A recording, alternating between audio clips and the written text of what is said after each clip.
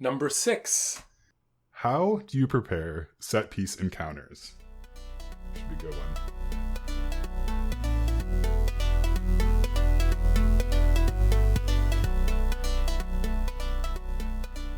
Hello and welcome to Roll for Topic. I'm Chris Salzman. My name is Andy Rao. And we are joined this week by Christopher Becker.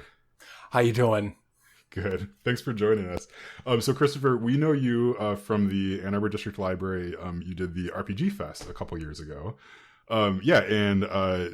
John Corey signed up to do like a video series that you're putting on for like running games and things like that. So yeah, why don't you tell me a little bit about that and what the plan is there? Sure. Well, because of COVID and quarantine, we don't have any live programming at the library right now.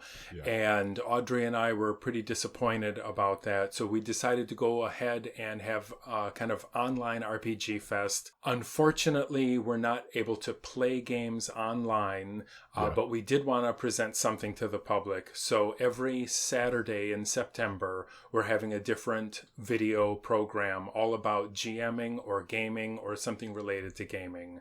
That is so cool. Yeah.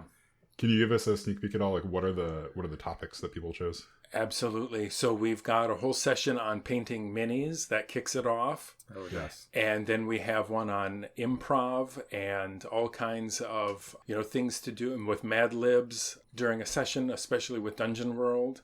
Yeah. And then we've got GM tips, and that ranges far and wide. And then we wrap everything up with alternatives to D&D.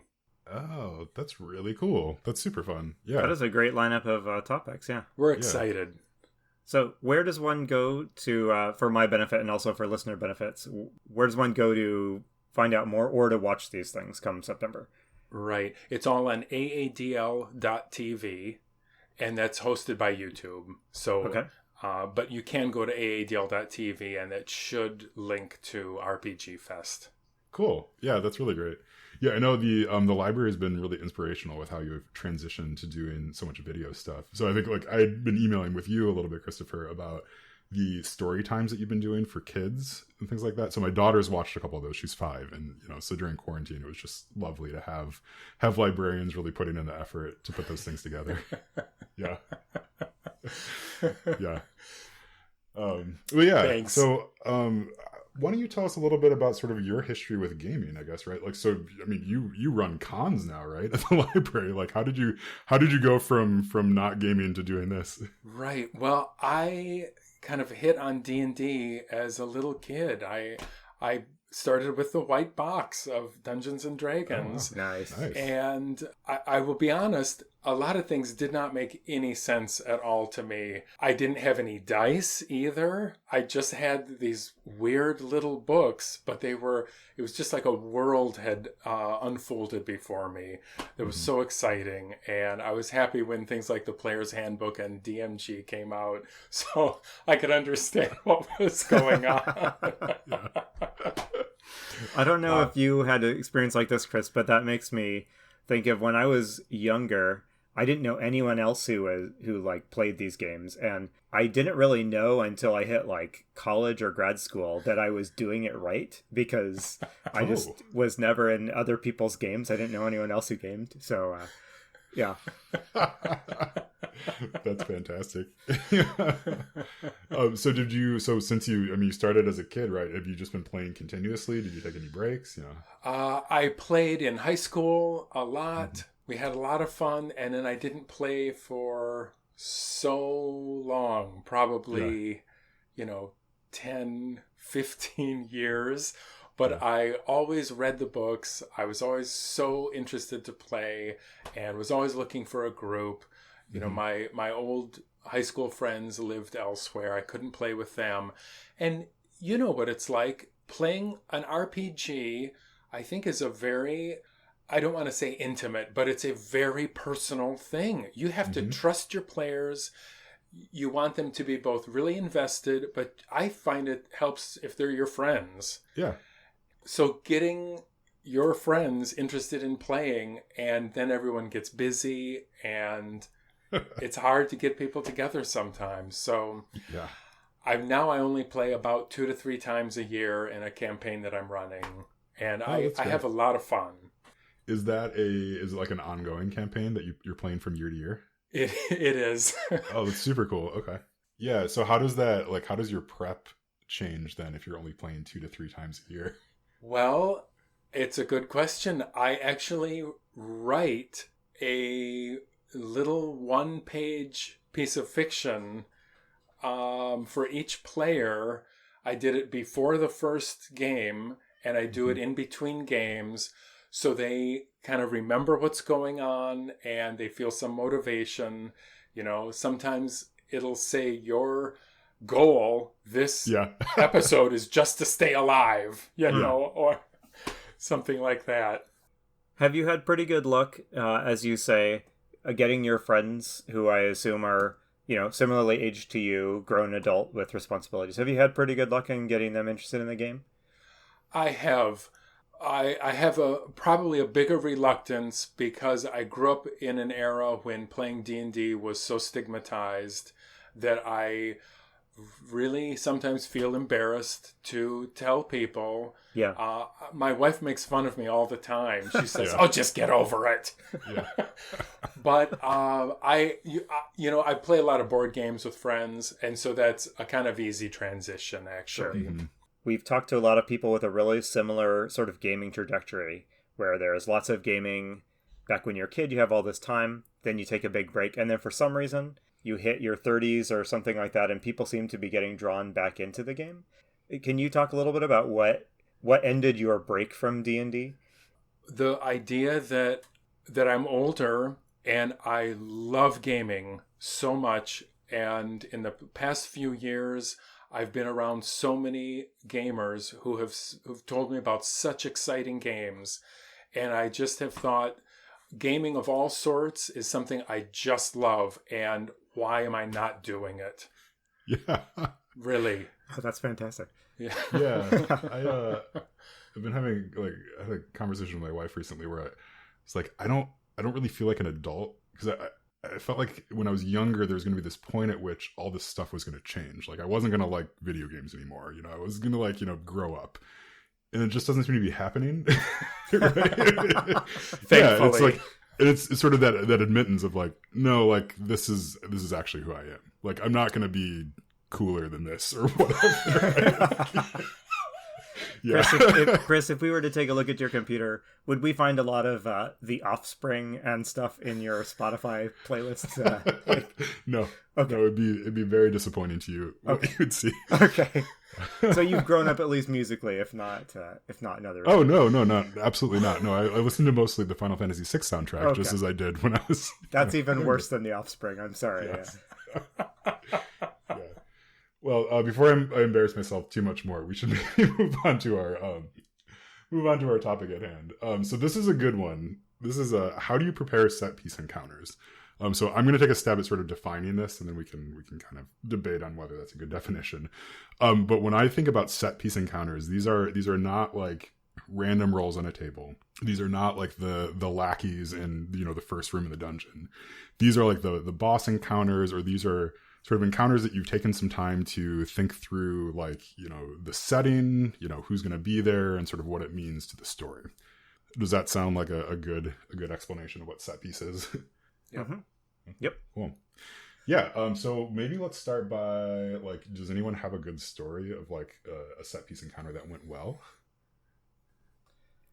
Hopefully this doesn't mean that our set pieces have all gone poorly. Well, while we think about that, I have a slightly different introductory question. Is how often do you have an encounter that kind of meets the description that Chris just gave, a big set piece? Mm-hmm. In a typical game, is there one encounter per game that is big and memorable? How does that work for you guys?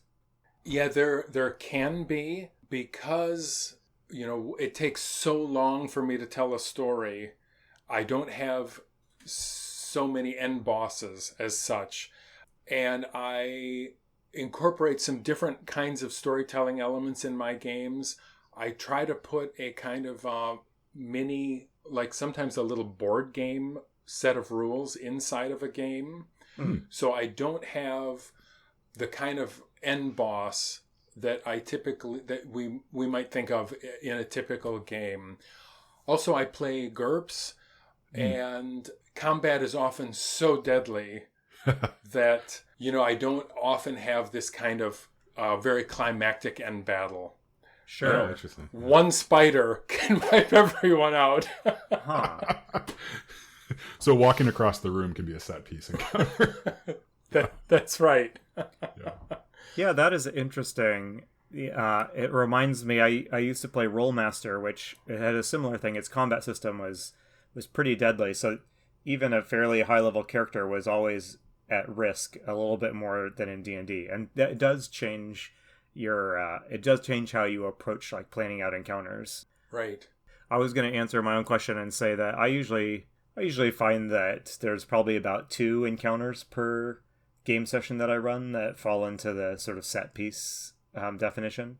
I usually am running a game for 3 or 4 hours, and I find that if there's kind of 2 big scenes that'll probably each take 45-ish or so minutes, those sort of wind up being the central experiences of the night, and then other stuff that's kind of more filler content connects them. How do you go about designing that, I guess? Yeah, so like if you're having sort of 2 encounters to be like the meat of the session, then do you sit there and like write up everything, or is it just sort of you improv it as it's going? I'm more likely to improv the filler stuff.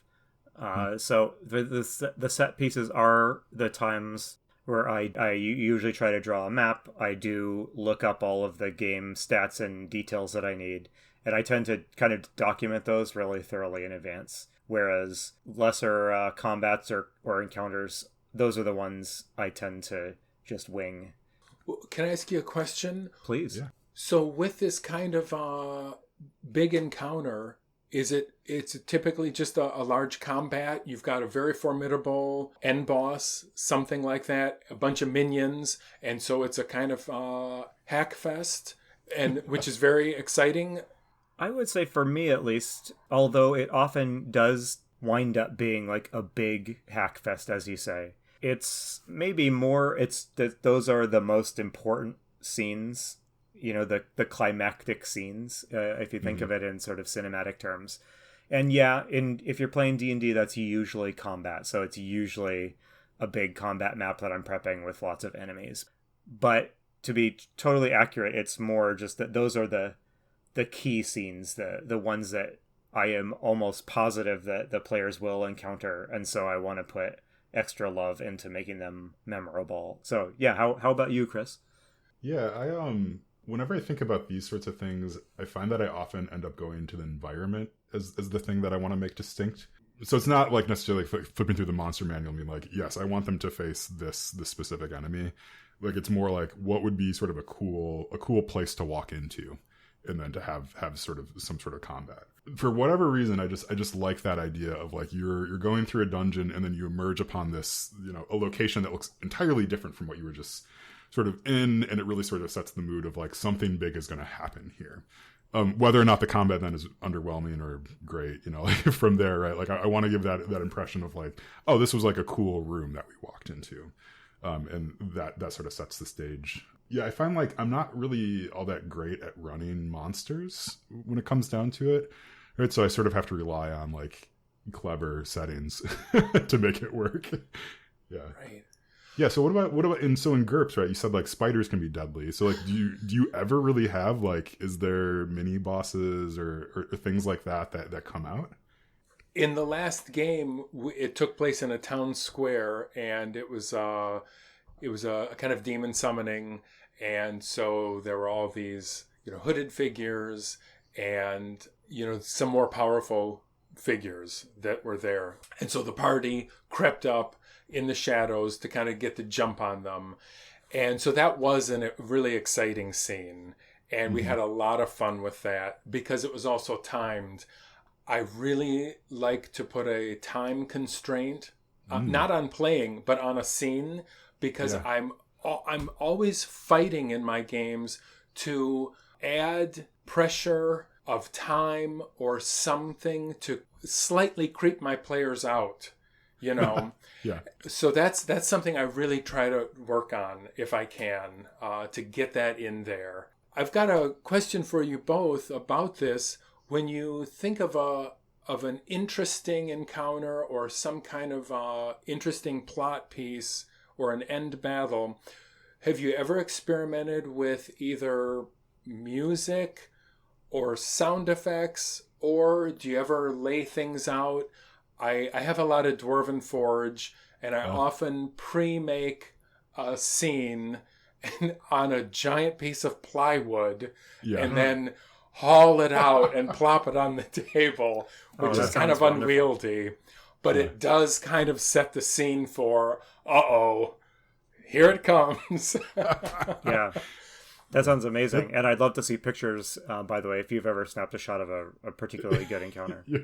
But yeah, I don't have a ton of terrain, but I definitely do the same thing where I will draw it out on maybe a big piece of like poster board and put some extra care into the environment. And it is interesting how big a deal the environment is, I guess, now that Chris mentioned it. I put extra care into it in that way that I wouldn't put into like a random battle with goblins in a dungeon hallway or something. Right. How about you, Chris? Like one of the first bosses I would say that I ran, I was playing Theater of the Mind for the most part in that in that campaign. But for that boss, I decided to actually like draw out a map and like have a grid and stuff that they can move around.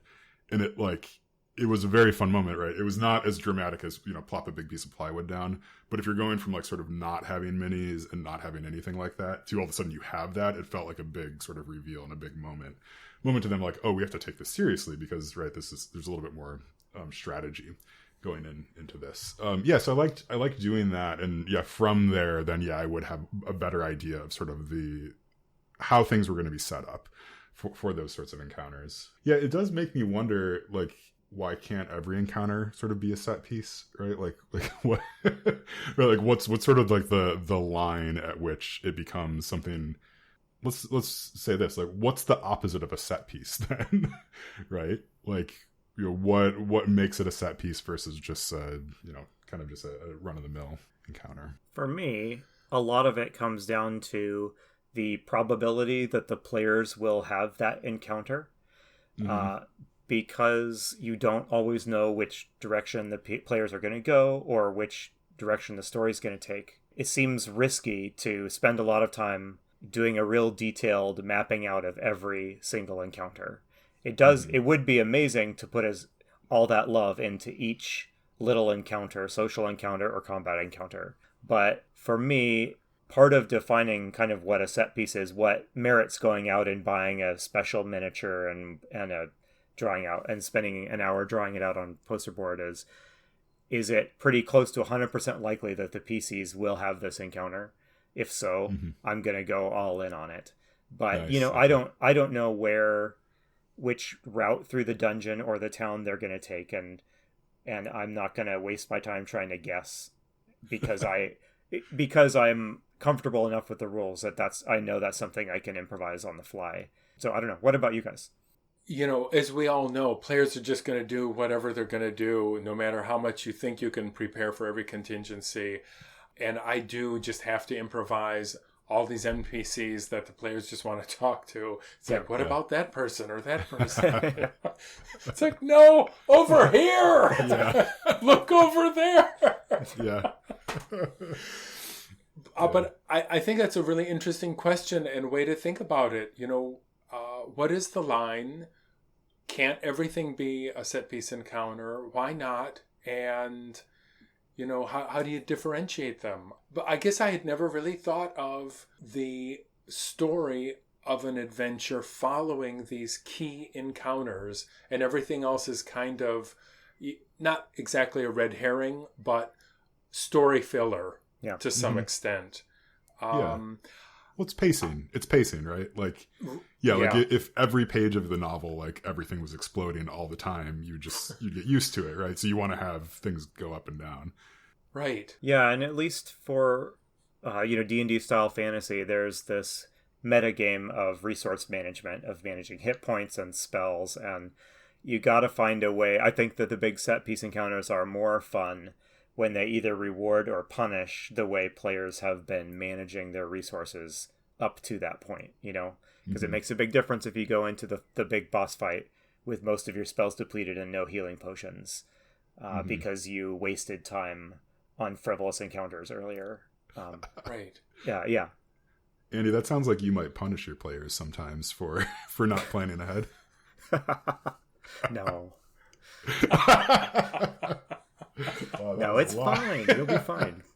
Go into the king's audience chamber. It's going to be fine. Yeah, right. Like that set of double doors is like 10 times taller than your.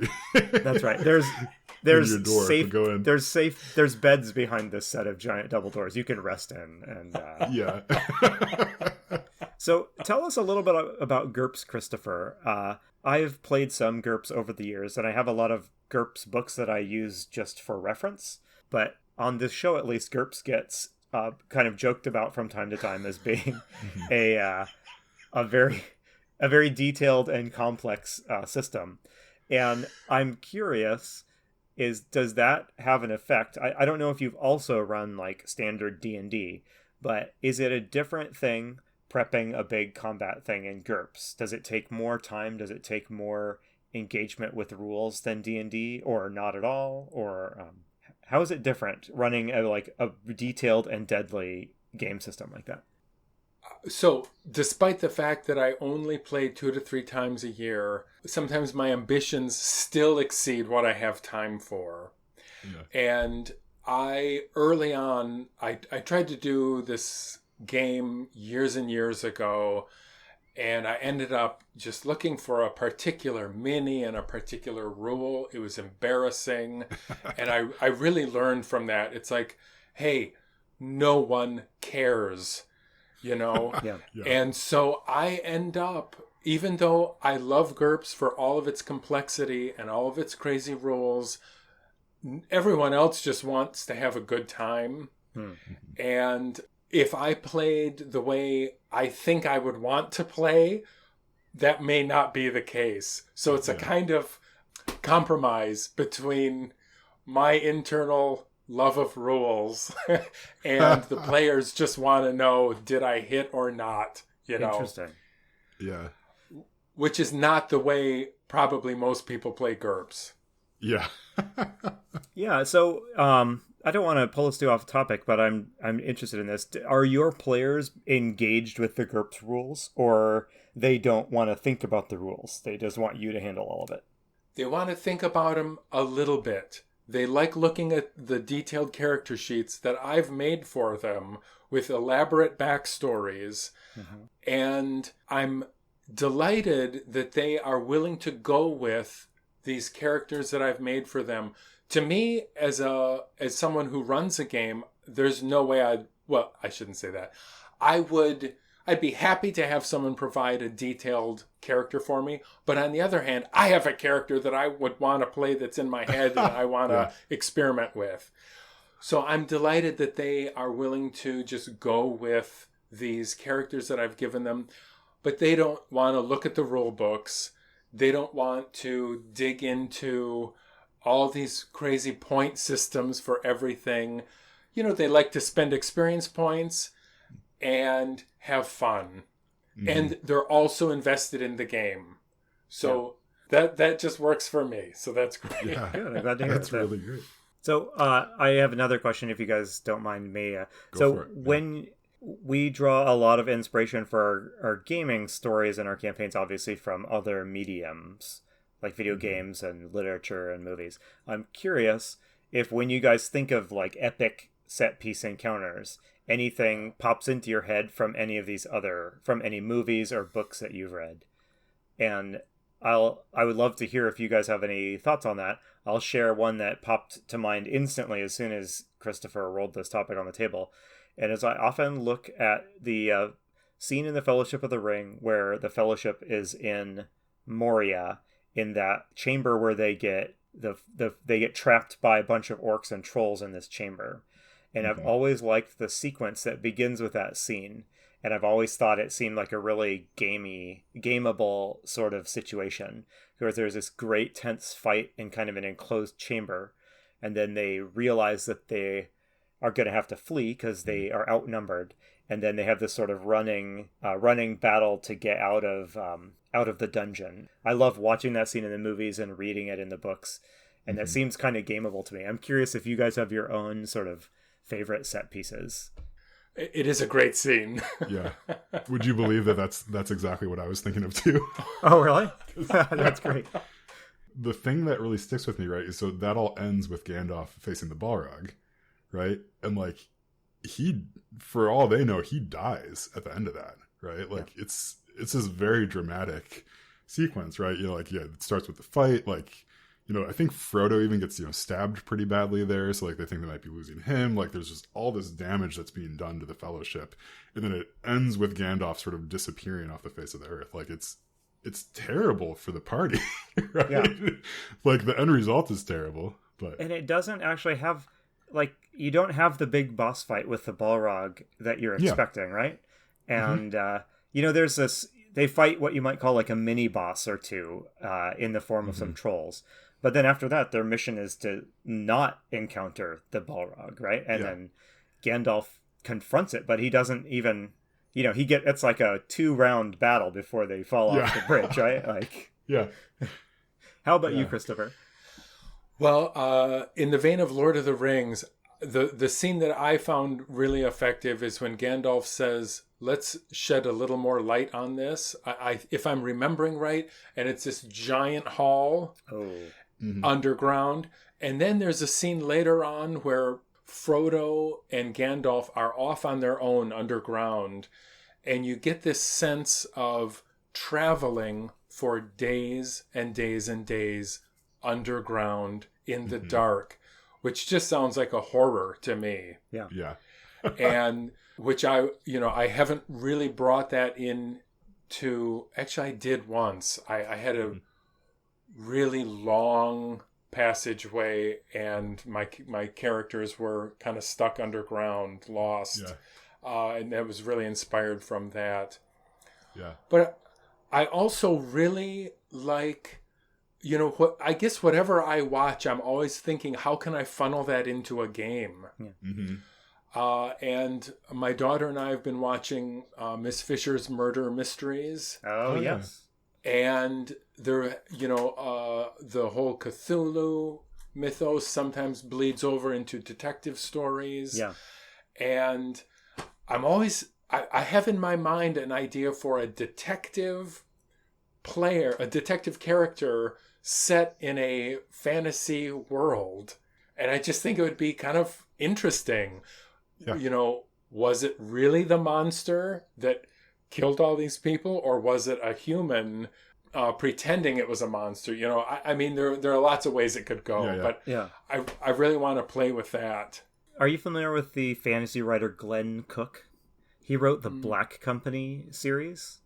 Oh, no. He writes another series. There's a bunch of books in this series about a fantasy private detective. And it's quite similar to what you just described. And the author's name is Glenn Cook. I forget the name of this series, but I can, if you Google Glenn Cook, it's not the Black Company, it's like his other series. And, okay, great. I think you might enjoy it based on what you just said there. Oh, that sounds perfect. You know what this has made me think, though, even though we immediately kind of defaulted to talking about epic scenes like this as big battles, I find it kind of true that big battle scenes in movies are not like typically the best scenes in movies. If you watch like a Marvel movie with the superheroes, I always find that the most memorable scenes in those movies are rarely the big 40-minute CGI explosion scenes. I certainly default when I'm thinking like, oh, what should the big climactic encounter of this next adventure be? I certainly default to like what would be really cool to fight and where would be a cool place to fight. But now I'm thinking I probably should have used a little bit more imagination, because a lot of the cool scenes you watch in movies aren't these big running tactical fights. And even if they are, they're only interesting because of the interpersonal stuff that's going on. I mean, like, yes, it is cool to watch the Hulk punch something through a wall, right? Like, that's awesome, you know, cool, right? But like, it's more interesting to like think about like the Hulk fighting against himself, you know, or whatever, you know. I don't know Marvel well enough to really really go on this tangent, but yeah, I think like in even going back to what you're saying about Fellowship, right?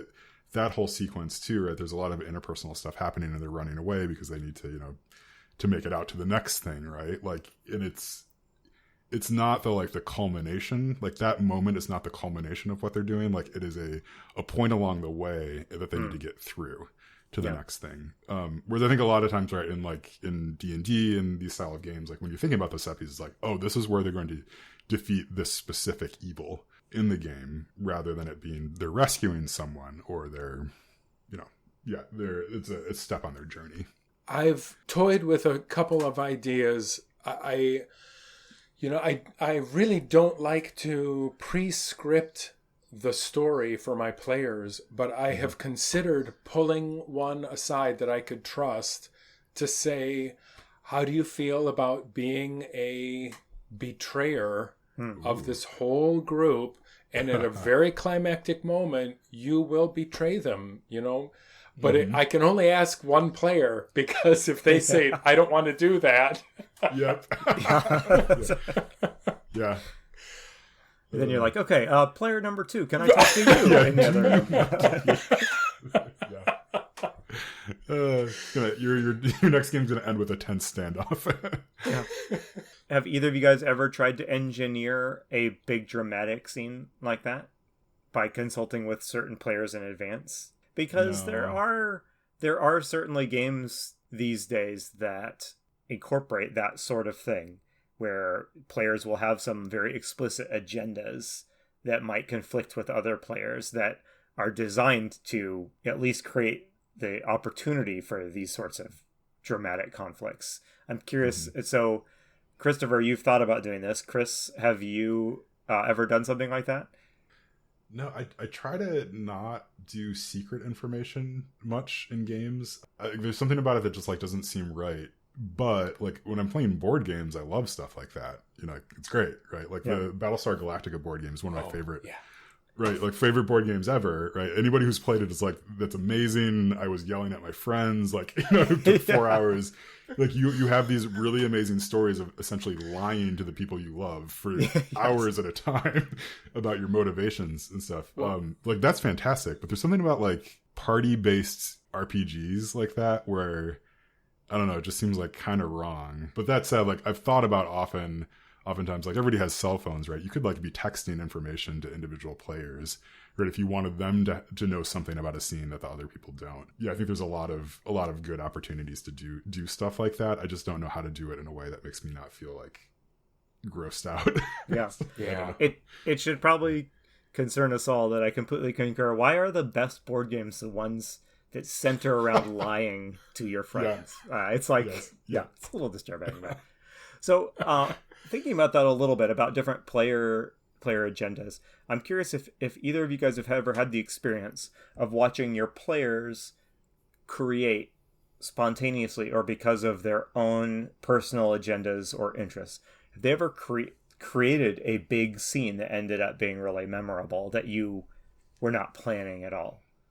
Or they took a minor encounter and made it something that you all look back at and remember as a centerpiece of the campaign? It happened to a game we were in that I was running. A player had been arrested and they really needed him out of jail. And I thought, this is not Three Musketeers. They're not going to break him out.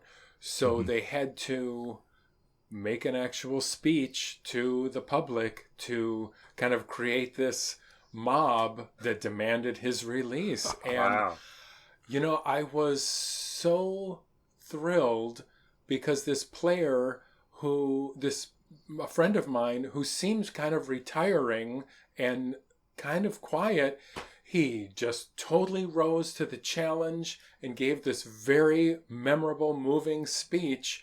And it made me realize if you give people an opportunity, they will often rise to the challenge. And it was such a great moment in a game.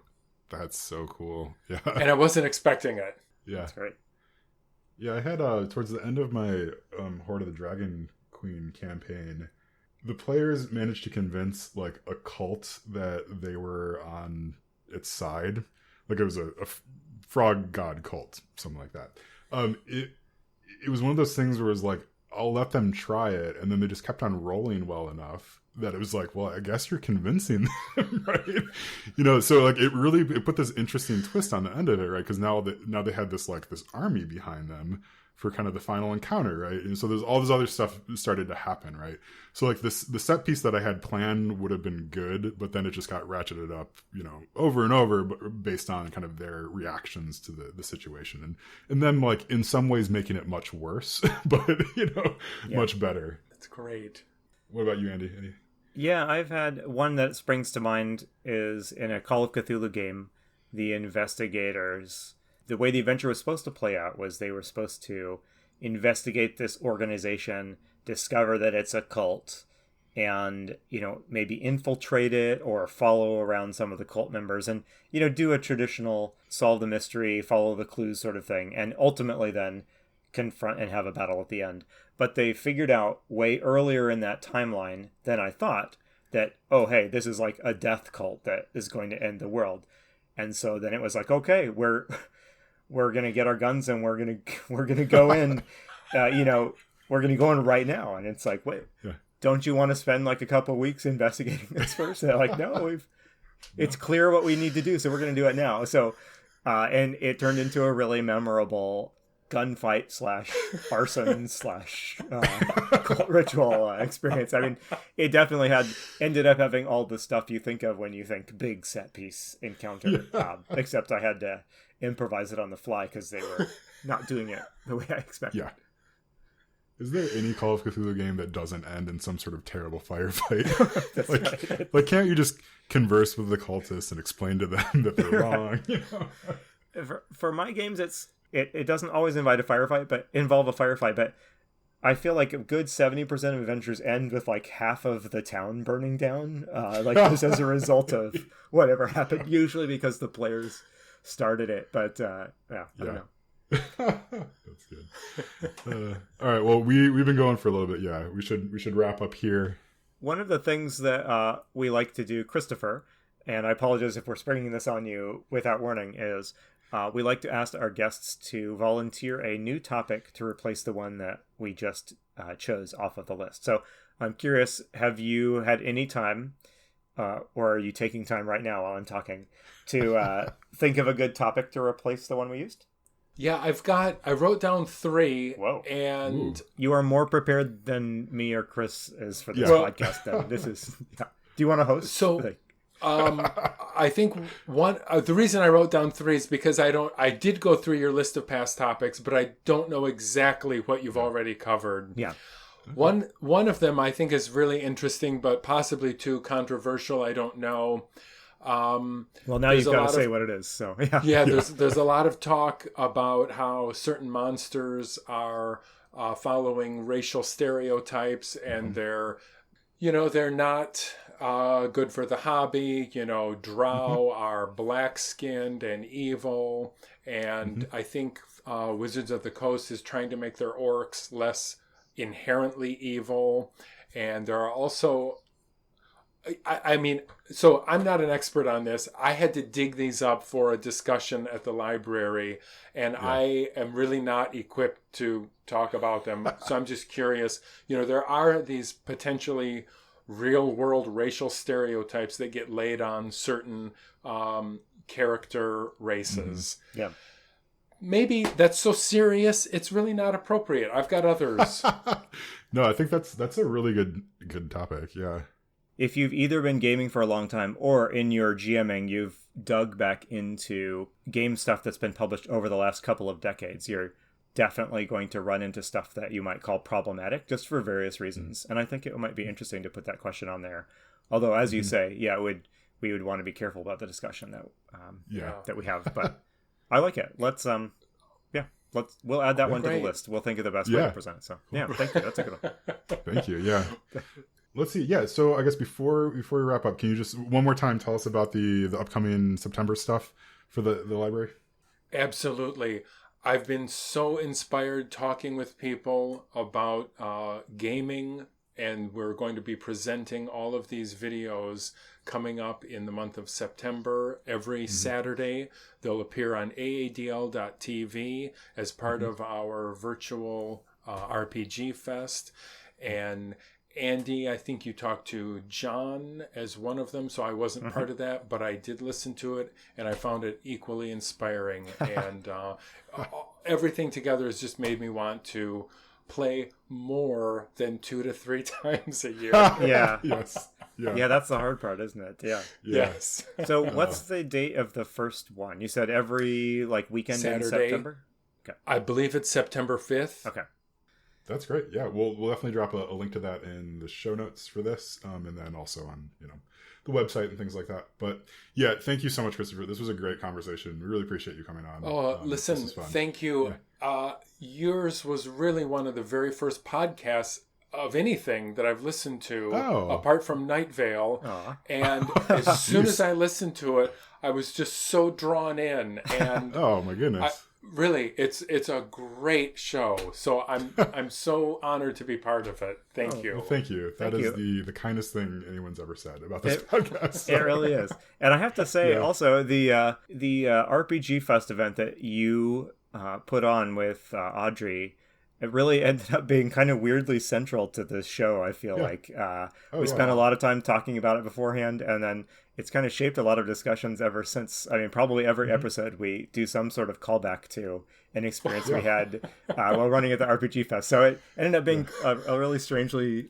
cool experience. So thank you for all the great game-related stuff that you do at the library. It's been really awesome for me personally, and I know for a lot of other people too. So. Oh, that's wonderful. Sure. Thank you. Yeah. All right. Well, thank you. I think our time is up. Otherwise, we'll just kind of keep complimenting each other back and forth. That's right. You guys are just probably infuriating. Yeah. Yeah. All right. Well, thank you, Christopher, again for coming on. I've been Chris Salzman. I've been Andy Rao. And remember, if your players are having fun, you're a great GM.